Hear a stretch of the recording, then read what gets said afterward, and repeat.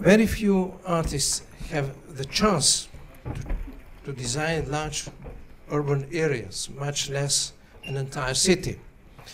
Plečnik was fortunate too.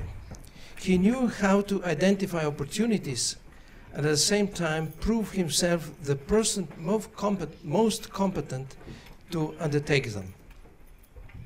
Through his suggestions and later by realizing certain plans for individual areas of the city, particularly in early projects such as St. James Square, Zoe Street, and Congress Square.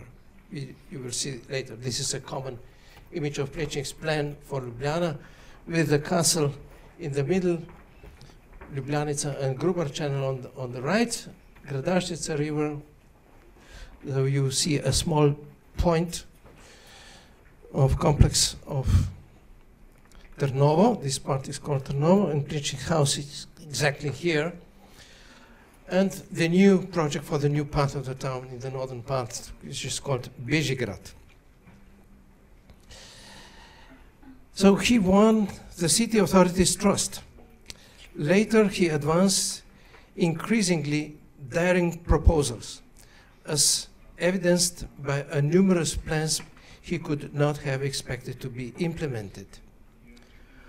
For the more realistic of them, after his initial successful and well-received projects, commissions came quite quickly. All of this happened over a period which, in town building terms, was a little more than a fleeting moment in the history of city. Between 1926, when he received his first commission to design public areas,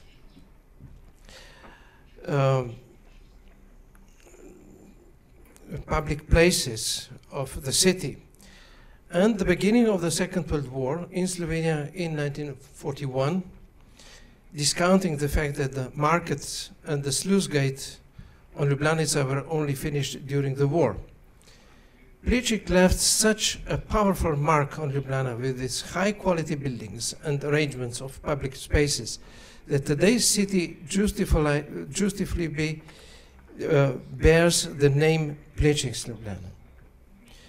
Critics have cited Plečnik's inventiveness, originality, and personal style in describing Ljubljana as a city that bears the artistic stamp of one master, signed by the artist. Before he reached the artistic and personal maturity necessary to design a city, Plečnik underwent a long and at times difficult apprenticeship. It was while he studied in Vienna, a time when he entered the studio of Otto Wagner, that he first encountered the problem of how to design city features of large dimensions, and the realization that this was the work of an architect. While attending Otto Wagner's architecture department at the Academy of Fine Art, he helped draw up the plans of Vienna street railway and regulation of the Danube Canal. In Wagner's studio, he learned all the engineering and design aspect basics to such a work, down to the importance of designing street fittings.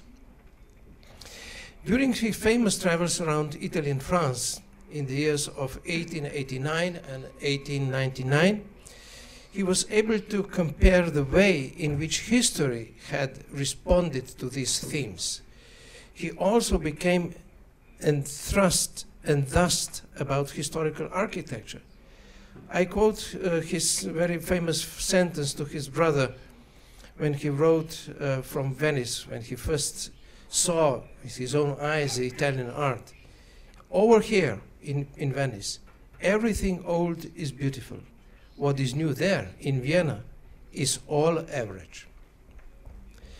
Plečnik was interested in a great many small practical and anonymous design solutions, particularly in Italian sites: stone pavements, curbs, pillars, posts, fountains, benches, streetlights, and railings. Even more important, while traveling around Italy, Plečnik experienced a profound mental and aesthetics transformation.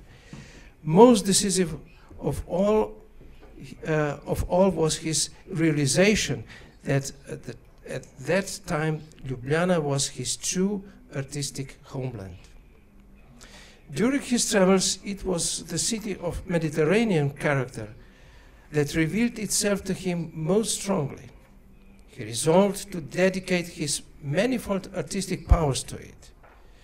Even from Italy there flowed, via his letters home, countless expressions of devotion and even direct proposal for the city regulation and beautification. No wonder then that when stopping in Ljubljana after his travels in Italy,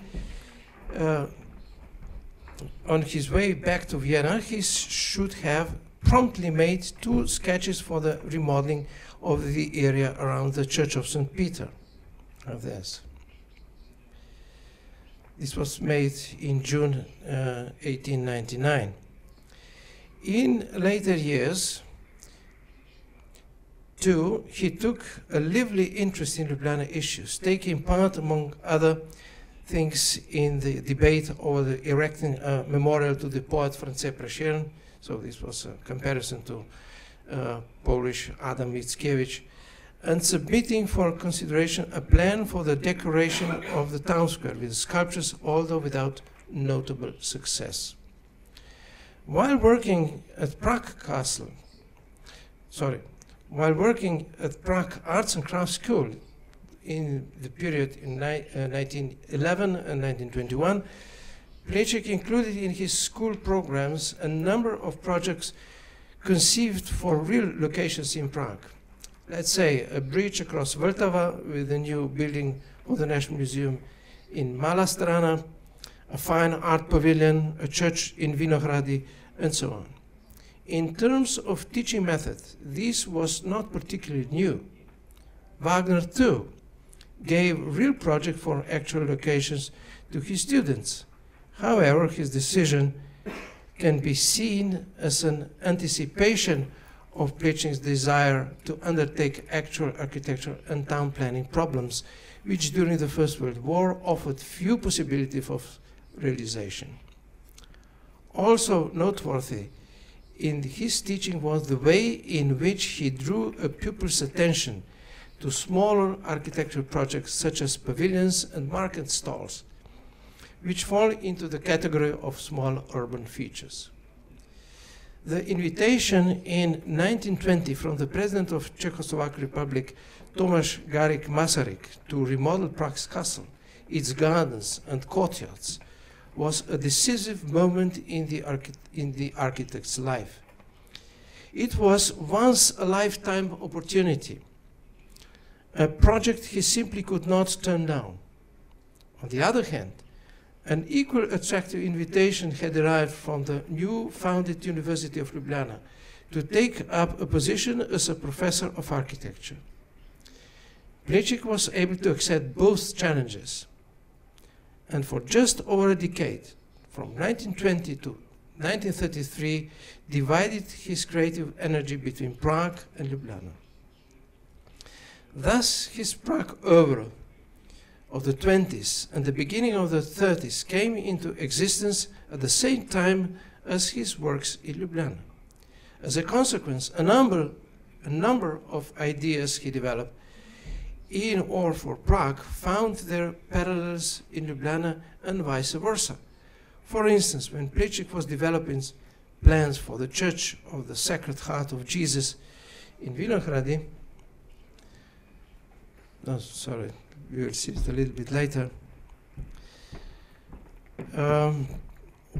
One of the variants came to life in the Church of St. Francis in Ljubljana, made in the period 25 to 30. The idea to pave Congress Square, this is one on the screen, with a geometrical network of light squares in dark frames, started from 27, unfortunately not in concrete, unfortunately only in concrete, gains subsequent years in 28-32 its splendid realization in granite. in the third courtyard in Prague's castle. The pyramid of the foot of Zoe Street, this one, 27, received its almost simultaneous double in the Rampart Garden on the Prague's castle. Look at that. The remodeling of the interior of the Chamber of Trade, Crafts and Industry building in Ljubljana from 25 to 27, sorry, we'll show it later, was done in exactly the same spirit of the remodeling and expensive fitting of the presidential apartments in Prague Castle. It was, one might say, a fragment of Prague Castle in Ljubljana, and this was not the only such instance. With his first works in Ljubljana, which began multiplying after the mid-20s, Plečnik's city gradually began to take shape. He rounded off the initial phase of the reflection of the urban layout of his native city with his first complete town plan, to which he added a special plan for Bežigrad, a northern district. But first, he made this sketch. He wanted to cover Ljubljanica River. Sorry. As he saw in Vienna, the Vienna River Vin is covered with, so always, you see, Ljubljanica enters the covering here and ends here, and this will be a kind of sunny avenue in the center of Ljubljana. One of his first ideas how to make a new image of Ljubljana when he came to his native city. Then he made this plan. You see this is turned, the north is there on your right, and I put this picture here because you see how short was his explanation for the whole general city plan, and published in a very popular Catholic review, Dom in Svet, Dom, the home and the world. So here you can see his general plan and the special plan for the northeast part of the town. It is called Bežigrad. It is simply called regulation of the northern part of Ljubljana. The second period, in 30s, was marked by large-scale regulation of the city according to his plans and through a range of monumental features. Vega Street with Congress Square, the designing for the courses of Ljubljanica and Gradaščica River, the laying of Tivoli Park, and certain more modest projects limited to closed spatial holes gives some sense to the term Plečnik's Ljubljana. Before the maturing of the architect's conception of Ljubljana, a new Athens, he said, a cultural and aesthetically exalted national capital with the new palaces, colonnades, parks and monuments, a conception which more than anything else was infused with the national ideology of the Slovene Moderna. So this is a special term concerning the Slovenian art at the beginning of the century, or the break of the centuries. Plečnik erected in the various locations some of his earlier works, like Old Technical School Building, 21. He never published it because he said this is a provisorium. Then his own house, from 23 to 25, and the Chamber of Trade and Trade of Commerce, with this perfect arrangement, an old historical house, new Renaissance, and then he put inside these new additions with columns, with the ceilings, with the staircase, everything. Then what is that? This is the Church of the Holy Spirit in Prague, which was at the end of the process starting in 1918. And one of the projects, he made at least 3 or 4 projects, and one of this was when he was going to the final go for the Church of the Sacred Heart of Jesus in Prague, was this the Church of St. Francis in Szyszka, with this monumental facade with St. Francis, which is literally eaten by the open pediment. And then the Mutual Insurance Company building from 1929 to 1930. With this, he described in a few strokes a new standard of quality and measure of the urban extent of the future Ljubljana. He determined a new standard of execution, a new ethical level of the necessary commitment, and at the same time the cultural consciousness required to everyone dealing with public matters as important as a city and its image. So you have to be a proper architect to have this commitment, how to build. What is the task? The task is to make a national capital. And that's why you have to subordinate everything in your life. Plečnik was never married, he was single, and he said that his only love was architecture. Plečnik's prized Ljubljana chiefly for its predominantly Baroque, more Italian than northern appearance.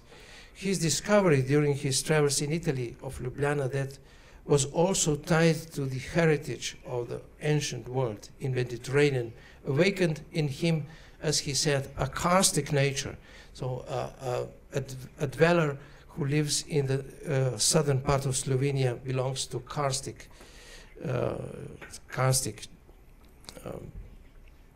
nature, let's say. As he would himself have expressed it, and it was much in his thoughts while he was in Vienna and Prague. Evidence of his in his statement in a letter to his brother Andrei that he had begun to look at Koch's map. This was city architect Cyril Method Koch, who made a touristic map for the tourists of the city, and Fabiani's regulation. You have to know that the first town planner in Ljubljana was Max Fabiani, who made his famous regulation for Ljubljana immediately after the heavy, terrible earthquake in 1985. So Plečnik saw these both initiative plans, Koch's map and Fabiani's regulation, but real opportunities only opened themselves to him after he had settled in his native city and accepted employment in Ljubljana as a professor. Among the psychological circumstances surrounding the creation of Plečnik's Ljubljana, his decision to settle in Trnovo. Trnovo is the southern suburb of Ljubljana. He moved, in effect, to the edge of the city to an insignificant suburb of market gardeners and semi-peasants, and from there observed the town and made his way into it. On these walks, naturally, he was on foot, since he had no other means of transport. He did a great deal of thinking and planning. His students, who were set the task of tackling individual parts of the city, played an important role in many of his solutions. The thesis of the first three for the later degree candidates onwards reveal an unceasing concern for the city appearance. His student, Dusan Grabrian, posited a bold theory that seems increasingly plausible for the closer we come to understanding Plečnik's personality and temperament. That Plečnik built his Ljubljana from his mother's house in Trnovo. That is his house. A cylinder covered with a two-slope roof, a winter garden, and the rest of the buildings very familiar to this semi-peasant part of the town. This is an idea and an action worthy of special attention. For Plečnik, impersonal or all-embracing planning that involves merely peering down at charts was completely alien to him. For him, it was important to have a story which begins somewhere and ends somewhere. His story needs clear sentences, meaningful words, and even voices. He walks around the town where always more than just walks. He was constantly observing, measuring, weighing, and deciding what should be rearranged, raised to a higher level, what would be supporting element of feature arrangement, and what features of lesser importance could be concealed, abandoned, and even pulled down. He stepped out from his house and stood in front of the Novo church. Yes. In front of the constructed and semicircular porphyry pavement, and on the axis arranged the Novo Bridge, you see here, 28 to 30, as a widening of the square in front of the church, with 4 pyramids at the corners and with alley of birches on the bridge. That's very interesting. The birches are now seen very small. Now they're much, much bigger. So the trees on the bridge, it was very, very peculiar.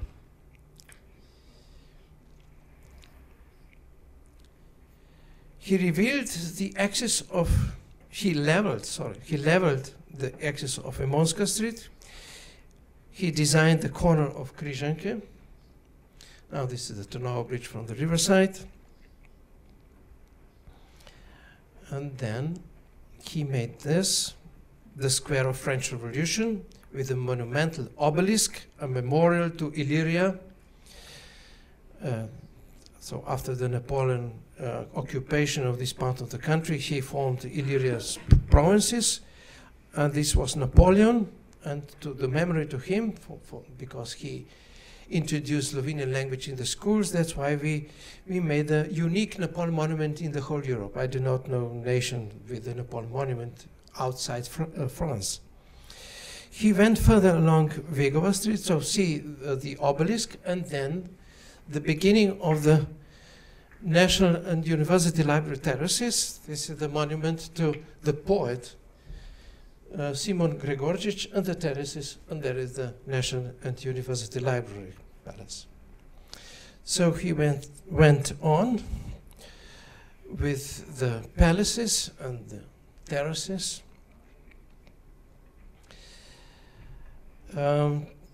This is Vega Street from the Gregorčič monument, which was made 1936, which stands at the beginning of the terraces above the remains of the old city wall in front of the National and University Library. Then past the Musician Society, special highlighted by terrace supporting busts of musicians and on high pedestals, and arrived to a Congress Square. This is the Musician Association with the former arrangement of the entrance of the musician school. You see there is no trees because this is original photograph from that time, and later on this was this composition with columns was torn down and was made a little bit different. You see in the back side the new entrance and the new organization of the facade. This is the former facade, and this is now the Congress Place, Congress Square. Now it's completely restored. The garages are under the square, and this is a unique arrangement. Plečnik played up with 2 symmetrals. One symmetry is going along this axis exactly to this symmetry of the facade of the Ursuline church, and another symmetry is the symmetry of the whole square, marked with these lamps going towards the axis. So there is a tension in between these 2 symmetries. If he put these lamps into the line of the church, it would be a very banal solution. Now Plečnik, as a master of this, he moved a little bit and make some trouble in this area. So how it is, so you have to notice carefully to see this sophisticated play in the city. He designed Congress Square as a platform laid out in a strict network of square fields with a row of lamps along the middle ending close to the dominant feature of the Holy Trinity statue that is in front of the church. He surrounded nearby Zvezda Park on your right side with distinctive little posts, and around 1940 replaced the Chestnut Avenue with the plane trees. From here, he intended to proceed beyond the park. You see now the whole composition. The square on your left, the park, and then so-called Southern Square, or Južni Trg.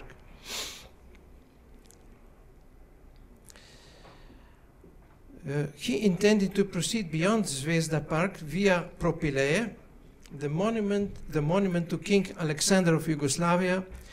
Maybe someone knows that the King of Yugoslavia was killed in Marseille in 1934 by Croat nationalists. And in every place in Yugoslavia there should be the monuments for the king, that King Alexander. And Plečnik's idea was to make for him a kind of Propileje.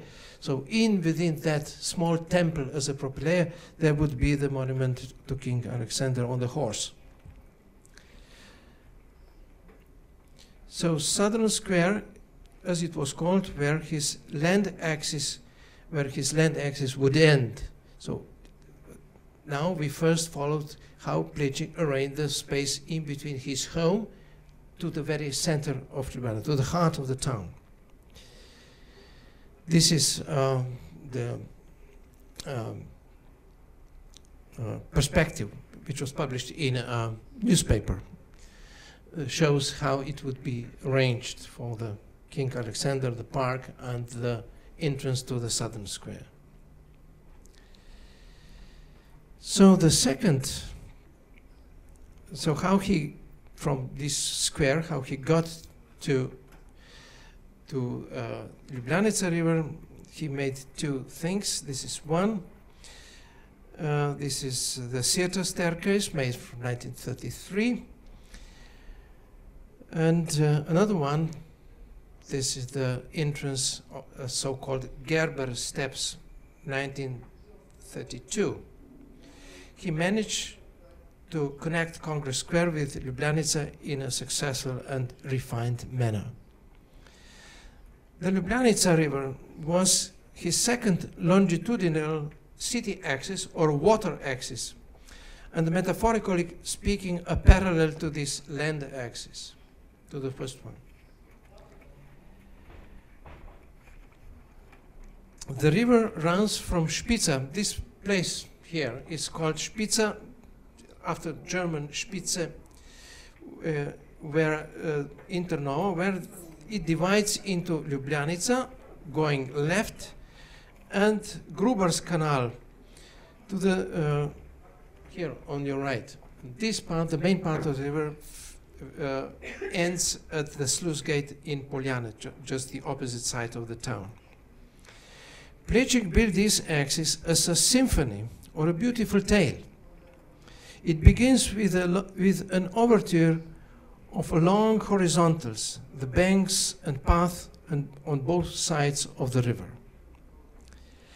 These are accompanied by living borders and avenues on the terraces of embankments. The first stop or break of the composition is that one, a Prule Bridge, which Plečnik marks on the left bank with a group of tall poplars. You cannot see that poplars.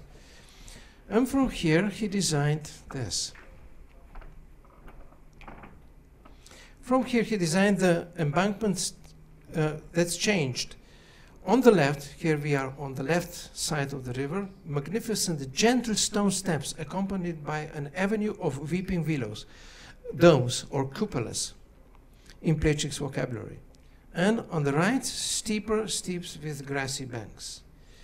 At the outlaw of the Gradaščica river, like this,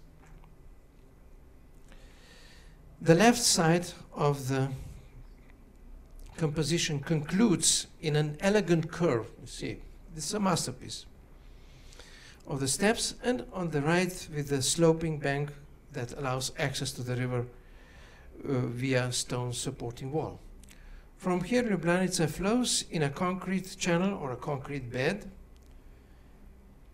Beyond this, beyond the transversal caesura at St. James Bridge, this is that, the work of the engineer Alois Kral, but nevertheless given equal weight in the composition, the channel soon rises to the edges of the high embankment wall. Plečnik inherited the channel from Vienna's architect Alfred Keller, but attempted in various ways to soften the concrete walls with the throats, the narrow terraces for flowers, and of course with lines of trees on the embankments where the space by the river permit this. Alongside these elements, he added his own. Now, new elements to the composition: the White Shoemaker's Bridge, 1933, a parapeted platform with freestanding columns topped with spheres and lamps, and further on.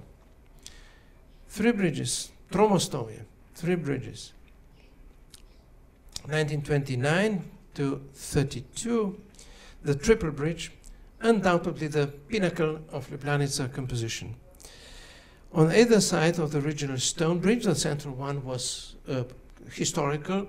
Later on, from the wooden one transformed into a stone one, and Plečnik to this original stone bridge built in the mid of 19th century, he placed footbridges surrounded by the whole structure of richly sculpted balustrades and placed lampstands on the sculptured balusters. The staircases on the footbridges that lead to a lower terrace are reminiscent of the bridges of Venice. Plečnik, in fact, saw the Ljubljanica as Ljubljana's Canal Grande. So this is all going in one great idea, the idea of the new Athens, and all the Mediterranean forms should be included in such a new composition. Just before the Second World War, he began building the monumental feature of the market hall. You see the entrance to the market hall here on your right side, and on the left side you see a small tobacco kiosk. This should be at the beginning of the cafe going on of Ljubljanica. So a lesson of modernism. Modernism doesn't like small things in the town, just big things, big houses, big structures and so on. Plečnik's lesson is even so small architecture as a tobacco kiosk should be architecture.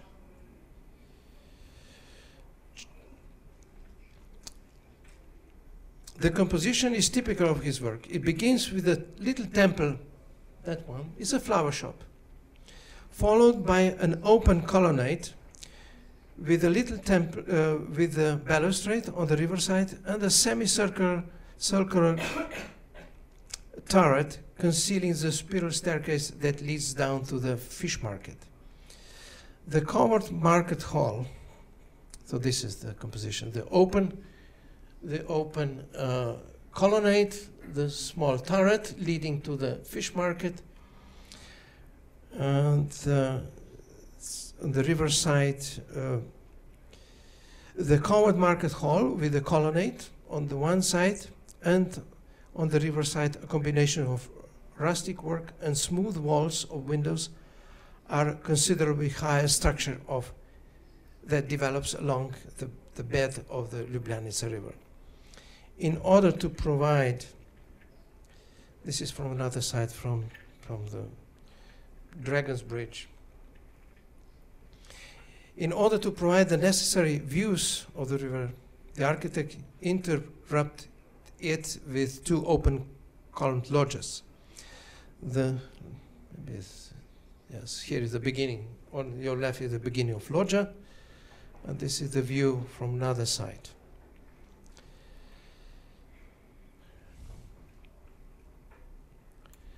The monumental covered butcher's bridge was not realized. Here is a plan of the markets. You see the lodges on both sides, and in the middle that should be a big covered butcher's bridge. Not realized.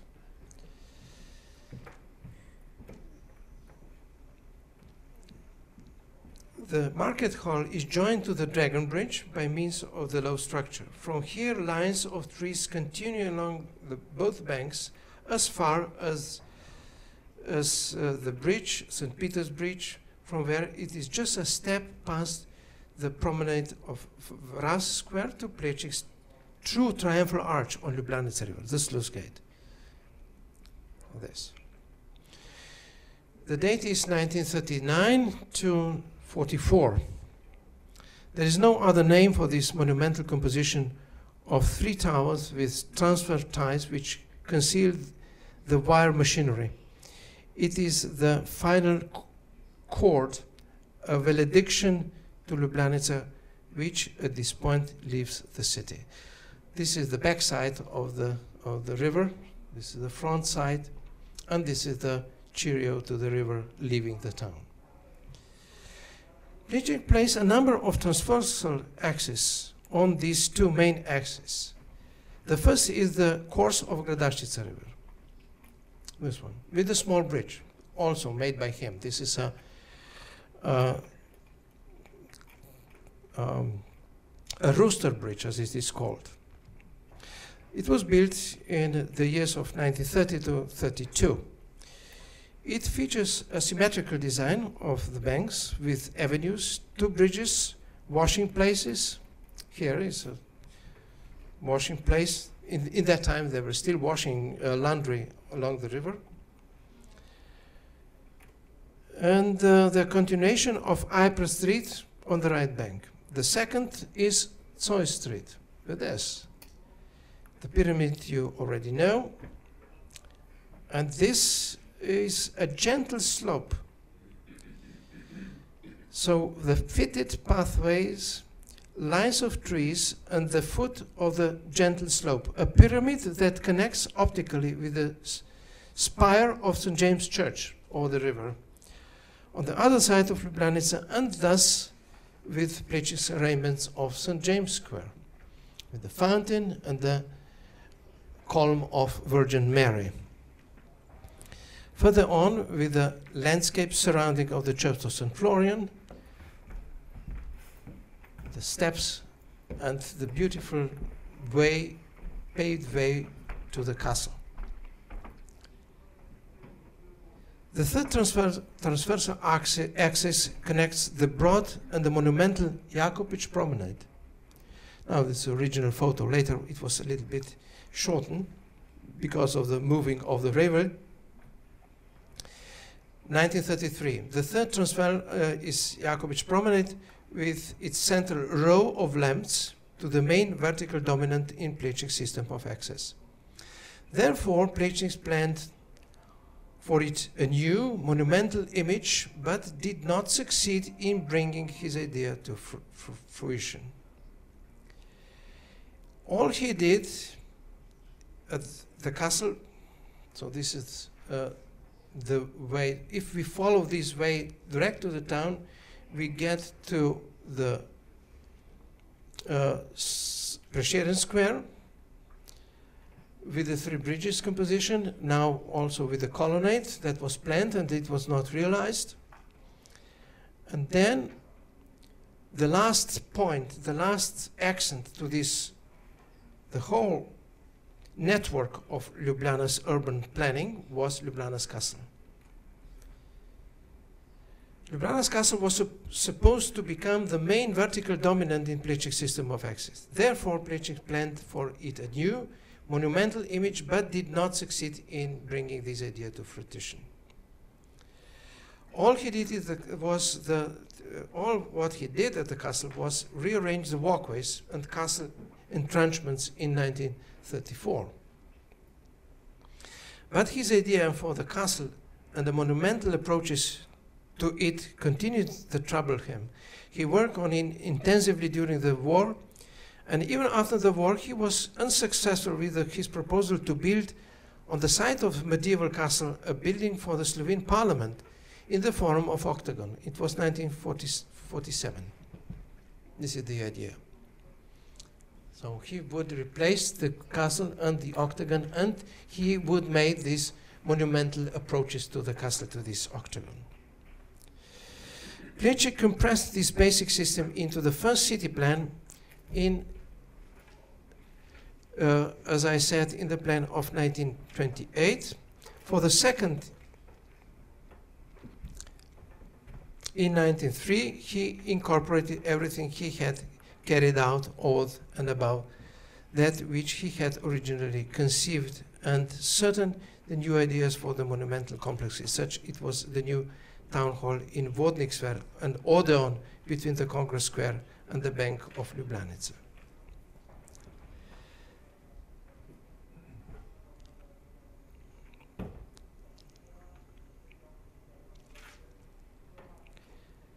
So this is the Roman wall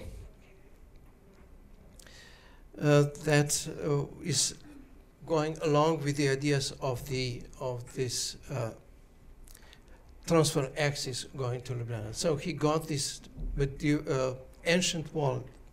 Next year it will be 2000th anniversary of the southern Emona wall.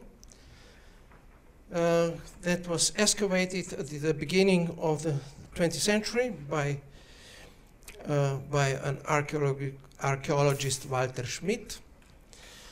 And Plečnik gave this in inheritance. And what he did, he made a pyramid and the lapidarium on the right, and he covered everything with grass. Even the pyramid was in the former form, covered with grass up to nearly to the top. Only the pure stone, carving stone, were looking out the grass dressing of the Roman wall.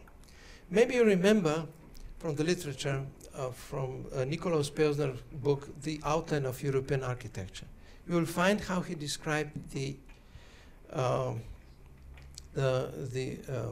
Constantinopolis, golden ondulated city with that big churches like Hagia Arena, Hagia Apostolic, Hagia Sophia. So Plečnik got probably the same idea with the Roman wall.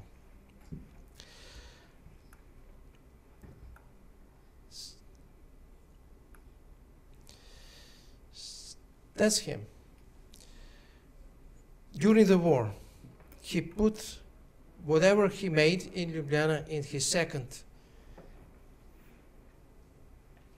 plan. The date is 43.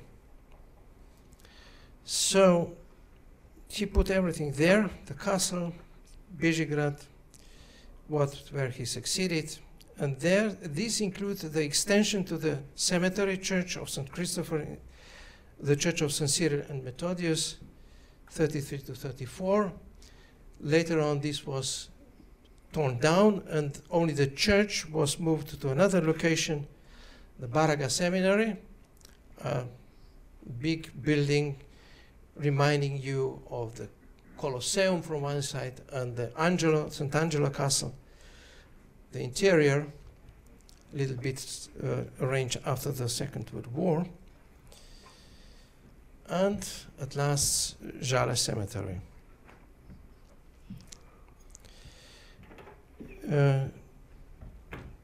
The famous valedictory halls with a great portal, with a monumental, so this is the city of death, with the small chapels surrounding the main chapel, the workshops at the end of this. In Šiška district, he made the Church of St. Bartholomew, And outside Ljubljana, through still its gravitation area, the Church of St. Michael in the Marsh. Yes, and this beautiful interior dated in 1936 to 39. This is, in brief, is Plečnik's Ljubljana, an urban network of longitudinal and transversal axes into which Plečnik placed his construction. The Vega Street projects, among others, shows the architect's marked of his area in advance, and that sometimes it was only much later than he tackled it in more depth with his buildings and final arrangements.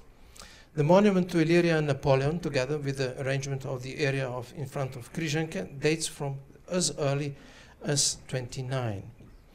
In 36 and 49, on a nearby plot, which in 1920 had Plečnik's temporary mosque, where until the earthquake, the Baroque Prince Manor, he erected the National University Library, and through a refined designing of the terraces which stand above the remains of the Renaissance city walls by the library, incorporated into the original plan for this future. As regards the designing of details, one should not overlook the wreath over the walls, the profiled concrete frames of the park benches, the pedestals for the monuments to famous linguists, and of course the patches of greenery. He did not design the Križanke complex until after the war too, from 29 to 56. Thank you. It should be over. But Plečnik's Ljubljana would have existed, this is the conclusion, would not have existed in the architect's primary features, with their range or motives, narrative features ranging from great architecture and alterations of varying scale to existing structures to merely new incorporated elements, had not been accompanied by a treatment of details and the form of arranged pavements, curb, path, trees, emphasized details, and above all, columns which create an optical rhythm. Plečnik's resistance to the idea that the city must be primarily be adopted to fast modern traffic, and his persistence in the idea of city for pedestrians, have in today's divided era of late modernism both gained complete recognition, since only the pedestrian is able to stop at a beautiful detail, and it only makes sense to entice the pedestrian into the area of means of vistas. Precisely because of these properties, critical opinion holds Plečnik's Ljubljana to be a unique architectural and town planning phenomenon of the first half of the 20th century. Just to finish with these two slides. In the interior court of Križanke, the monastery of Teutonic Knights, Plečnik made this small court, which is called Hell's Court, or Devil's Court. And he put all around, besides these benches, pavement, he put lights in these small nests, see, all around. So it is in daylight. When you get a black ceiling and to turn lights on, see how architecture transformed from the plastic architecture into the architecture which is defined by light. A change of light makes architecture. Thank you.